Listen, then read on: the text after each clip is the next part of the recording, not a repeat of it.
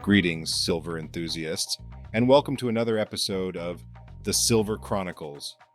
Today's discussion, Silver Tsunami, the mechanics and implications of a squeeze, centers around the intriguing concept of a market squeeze or short squeeze, and the conditions that may precipitate such a phenomenon in the silver market.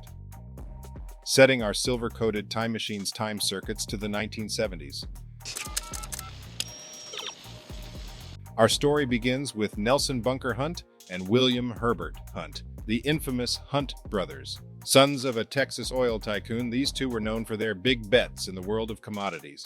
Spotting an opportunity in the stark discrepancy between silver's price and demand, the Hunt brothers began hoarding the precious metal and contracts for its future delivery, effectively cornering the market. As they kept stacking silver, the prices shot up from a humble $6 per ounce to a whopping $50. The Hunt brothers essentially pulled off one of the most remarkable squeezes in the history of the silver market, demonstrating how demand-supply imbalances can create financial tsunamis. A squeeze in the market is due to a potent mix of high demand, low supply, and substantial short positions. Short positions are investments predicting a fall in price. The explosive event occurs when prices increase against the shorts bets.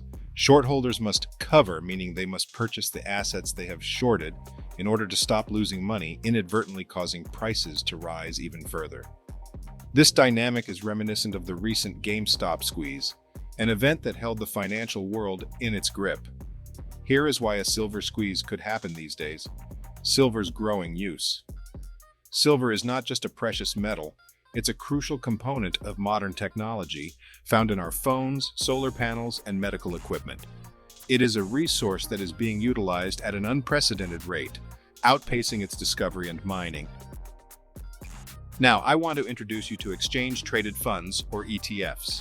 Think of them as a neat little package that tracks the price of an asset. In our case, silver. But instead of buying actual silver, investors buy shares of the ETF. Each share represents a specific amount of silver.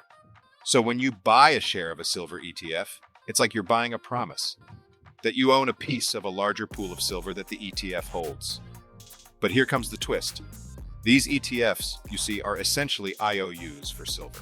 You're not buying the physical silver. You're buying a promise that you have silver. The ETF holds the actual silver somewhere safe, like a big secure vault.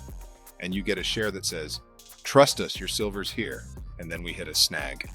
The problem is there's not enough physical silver to cover all these IOUs. We have more promises of silver than we have actual silver. It's like we're playing a giant global game of musical chairs. Everyone's happily dancing around, but when the music stops, and it always does, there aren't going to be enough chairs, or in our case, silver for everyone. And finally, the role of banking institutions, often suspected of suppressing silver prices, cannot be overlooked.